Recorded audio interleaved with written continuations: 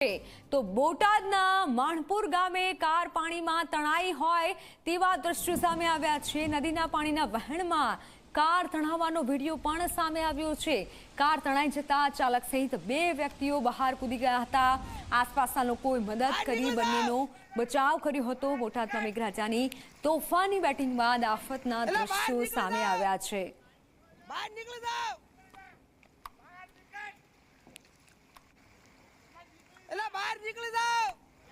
પાણીમાં કાર તણાઈ હોય તેવા દ્રશ્યો છે। બોટાદના દ્રશ્યો છે। આસપાસના લોકોએ બંનેનો બચાવ કર્યો હતો, પણ જે પાણીનો ભરાવો થયો અને તેમાં કાર તણાઈ તે આપ દ્રશ્યો જુઓ।